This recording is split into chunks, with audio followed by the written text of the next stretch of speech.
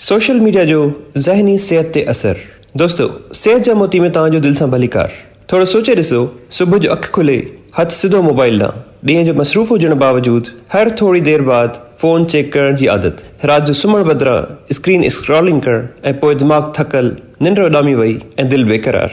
छा तव्हांखे बि इहो महसूसु थियो आहे त पोइ थोरो ख़बरदार थियो, छाकाणि त तहक़ीक़ चवे थी त घणो सोशल मीडिया जो इस्तेमालु करणु तव्हांजे ज़हनी सिहत ते असरअंदाज़ थी सघे थो। हाणे अचो त साइंसी बुनियादुनि ते सम्झूं त इहो कीअं असां ते असरअंदाज़ थिए थो। Journal of social and clinical psychology मूजिबि रोज़ानो 30 मिंटनि खां वधीक सोशल मीडिया इस्तेमालु करणु डिप्रेशन ऐं अकेलाइप वधाए सघे थो।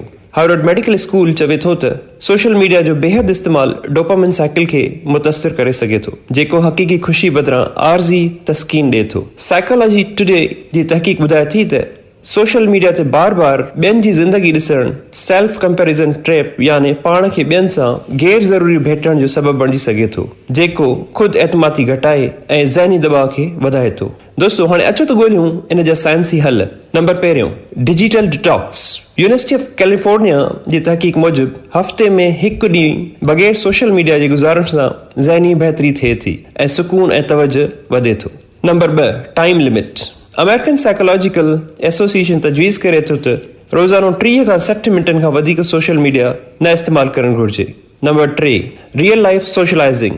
तहक़ीक़ वधीक ॿुधाए थी त असुल ज़िंदगी में दोस्तनि सां मिलण सां ऑक्सीटोसिन नाले हार्मोन, जेको ख़ुशी जो हार्मोन आहे, उन जी सतह जिस्म में वधे थी, जेको डिप्रेशन खे घटाए थो। नंबर 4, पॉज़िटिव कंटेंट ॾिसणु। स्टैनफोर्ड यूनिवर्सिटी जे मुताबिक़ मुस्बत ऐं तहमीरी मवाद ॾिसण सां ज़हनी सिहत बहितर थिए थी। दोस्तों, यादि रखो, सोशल मीडिया तव्हांजे ज़िंदगी जो हिकु हिसो हुजणु घुरिजे, पूरी ज़िंदगी न।